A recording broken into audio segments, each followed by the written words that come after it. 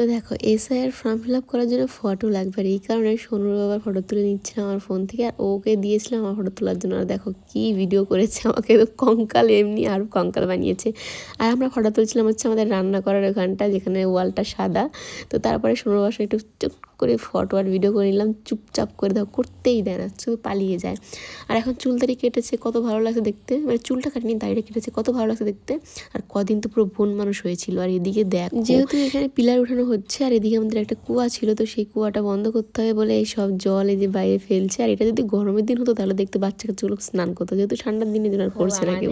ঠাকুরের হচ্ছে শীতের ড্রেস, যেটা হচ্ছে বাবা মা যেদিন ওই নবদ্বীপ গিয়েছিল তখন নিয়ে আসছে। দেখো কি সুন্দর, মা দেখাও ভালো করে খুলে দেখাও।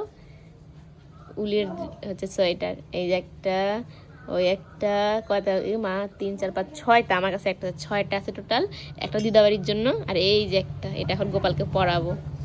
6টা ড্রেস ভালো করে দেখানো যাচ্ছে না, না এই পরাই ঠাকুরকে তখন দেখাবো। আরে দেখো আমাদের গোপাল, দেখছো ঠান্ডা লেগে গেছে, ড্রেস পরাবো।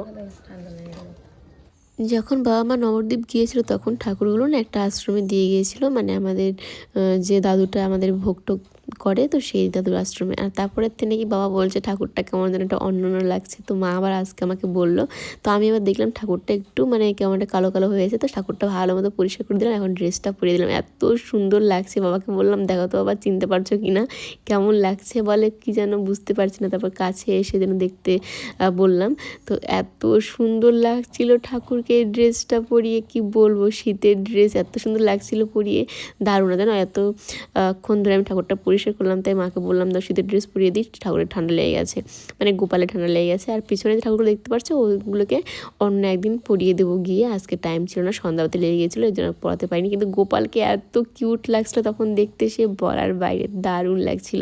আর এদিকে আমাদের বাবা আর মা তো বসে আছে, এদেরকেও চাদর পরাতে হবে, নতুন চাদর আনতে হবে কিনা, তো সেটাই মা আমাকে বলছিল আর কি।